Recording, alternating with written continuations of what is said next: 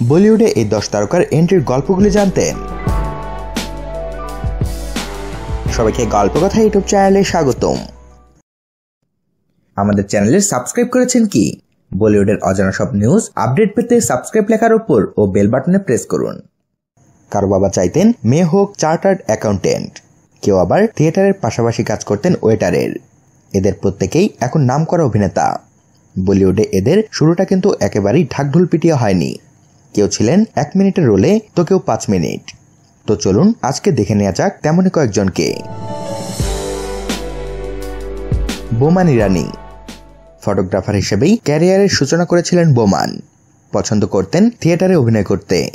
পরে নানা অ্যাড কমার্শিয়ালের হাত ধরে রূপলী পর্দায় আত্মপ্রকাশ বোমানের। 2003 সালে ডরনা মানা হ্যাঁ ছবিতে খুব ছোট চরিত্রে দেখা যায় তাকে। সেখান থেকেই পরে জনপ্রিয়তার শিখরে ওঠেন বোমান।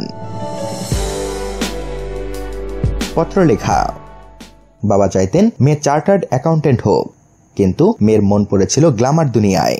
রাজকুমার রাওয়ের বিপরীতে সিটি লাইটস ছবিতে মুখ্য চরিত্রে পত্রলেখাকে কাস্ট করেন পরিচালক হংসল মেহতা।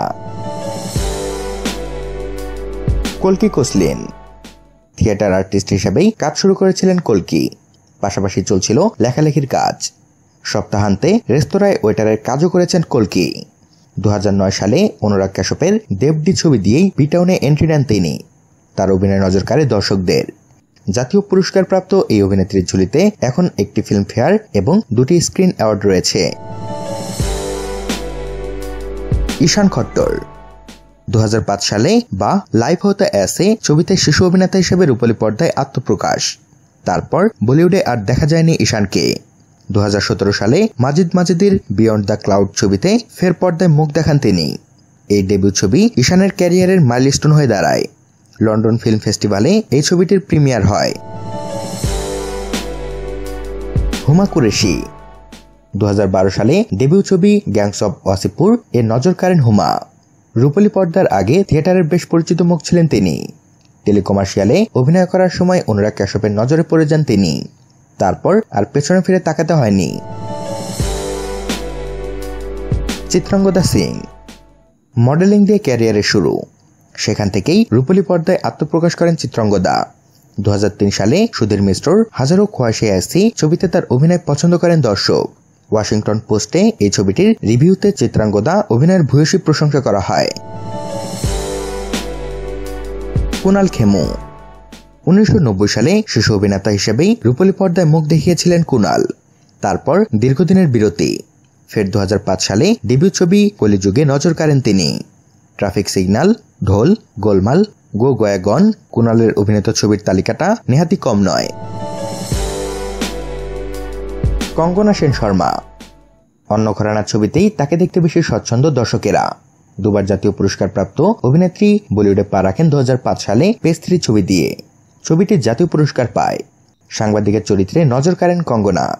তার অভিনয়ে মুগ্ধ হয়ে 2007 সালে হলিউড ছবি দ্য নেমসেক এ কঙ্গনাকে কাস্ট করেন মীরা নায়ার। জিমি শেরগিল খুলিস্তান আন্দোলন নিয়ে গুলজারের মাচিস ছবি দিয়ে বলিউডে ডেবিউ জিমির। 1996 সালে ছবিটি বক্স অফিসে বেশ ভালো ব্যবসা করে। পরে আদিত্য চোপড়ার মহব্বতের ছবিতে অমিতাভ বচ্চন, শাহরুখ খান সহ হাই প্রোফাইল অভিনেতাদের পাশে নজর কাড়েন জিমি। রিচা চাড্ডা পার্শ্ব চরিত্রেই বেশি দেখা গিয়েছে রিচাকে। 2008 সালে ওয়ে লাকি ওয়ে কমেডি ছবিতে ছোট্ট চরিত্রে তার অভিনয় পছন্দ করেন দর্শকেরা। রিচার সবচেয়ে বড় ব্রেক অনুরাগ কাশ্যপের গ্যাংস অব ওয়াসিপুর। রিচা জানিয়েছিলেন ছবিটিতে নাগমা খাতুন চরিত্রটি তাকে আরও 11টি ছবিতে অভিনয়ের সুযোগ করে দেয়। তো বন্ধুরা, এ বিষয়ে আপনাদের মতামত জানিয়ে দিন আমাদের কমেন্ট বক্সে। আর ভিডিওটিতে লাইক ও শেয়ার দিয়ে আমাদের সাথে থাকুন। ধন্যবাদ।